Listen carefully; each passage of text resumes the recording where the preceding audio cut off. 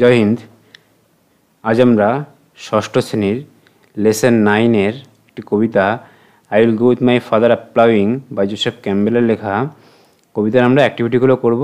এর আগে আমরা স্ট্যাঞ্জা 1, স্ট্যাঞ্জা 2 এবং স্ট্যাঞ্জা 3 ডিটেলসে আলোচনা করেছি এবং টোটাল কবিতার সিনপসিস দিয়েছি। তোমরা সেই 4টি ক্লাস আগে দেখে নেবে।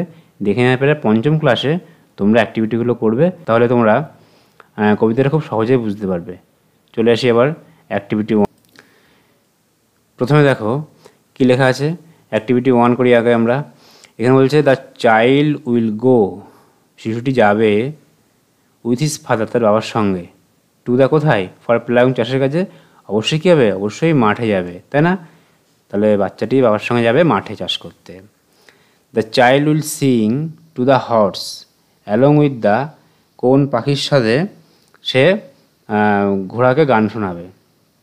তাহলে কোন পাখির সঙ্গে ঘোড়াকে বাচ্চাটি গান শোনাবে? অবশ্যই লার্ক পাখি। স্ট্যাঞ্জা 1-এ আমরা পড়েছিলাম, তাই তো। দ্য ফাদার সিং, বাবা গান করে দ্য সিড সং হোয়াইল, বাবা কখন সিড সং গান করবে? যখন। সিড সং কখন হবে? স্ট্যাঞ্জা 2-তে আছে বীজ বপন করবে যখন, তাই না? সোয়িং, বোঝা গেল। তাহলে যখন বীজ বপন করবে তখন শিশুটির বাবা গান করবে। তা দেখো রিপিং মানে যখন ফসল কাটা হবে, reaping will be done by the father when the field is, তখন মাঠটার রং কেমন? তখন মাঠটার রং ব্রাউন, বাদামি রঙের হয়ে গেছে, ঠিক আছে। এবার দেখো অ্যাক্টিভিটি 2-তে কী লেখা আছে। অ্যাক্টিভিটি 1 আমরা বুঝতে পেরেছি। অ্যাক্টিভিটি 2-তে dash will come flocking after the child, মানে দল বেঁধে বাচ্চাটার সঙ্গে কে কে আসবে? রুক্স, ROOK, দ্য রুক্স,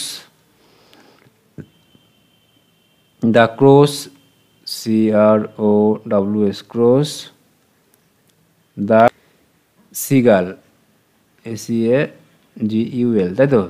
তাহলে the crows, the rooks, the crows and the seagull will come, আসবে, ফ্লোকিং আফটার দ্য চাইল্ড, বাচ্চাটার পিছনে আসবে। এগুলো বোঝা গেল। তাহলে দেখো, তাহলে এ বুঝতে পেরেছি। বিতে কি আছে? দ্য প্লাউ সং, তাহলে প্লাউ সং মানে সেই song will be Tsang, SUNG, সাং মানে গানটা গাওয়া হবে বাই দি চাইল্ডস ফাদার, তাই না? CHILDS, childs father.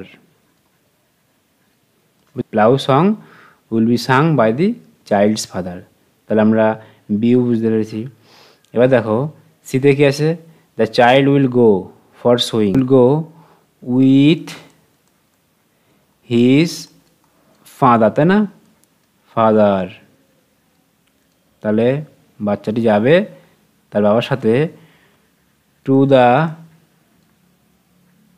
The red field for sewing, মানে বীজ বপন করতে যাবে সেই লাল মাঠে, বোঝা গেল।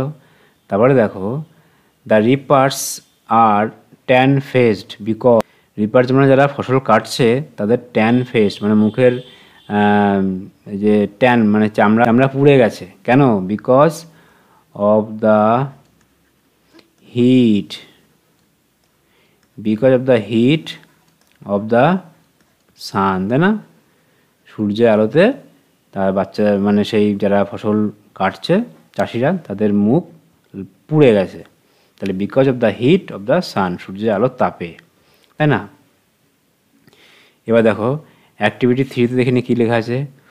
Why will the father and the child, কেন বাবা এবং শিশু সিং গান করে while ploughing sewing and reaping, মানে যখন চাষ করছে, বীজ বপন করছে এবং ফসল কাটছে, তখন কেন বাবা এবং সন্তান গান করে? দেখো নিশ্চয়ই আনন্দের জন্য গান করে, নিশ্চয়ই তাদের আনন্দের জন্য গান করে, তাই না? ফসল কাটছে, সময় কাটানোর জন্য গান করে। তাহলে আমরা দেখো এই প্রশ্নের উত্তর আমরা পূর্ণ বাক্যে লিখবো। কী করে লিখবো? পূর্ণ বাক্যে। তাহলে আমরা এখান থেকে শুরু করবো। তাহলে the father and the child Singh while ploughing sewing and reaping because BCAU, because. তাহলে কি আমরা শুরু করলাম কিন্তু এখান থেকে, হ্যাঁ, এখানে তখন দি বড় হতে হবে, the father and the child will sing while plowing, sowing and reaping. Because because all these songs,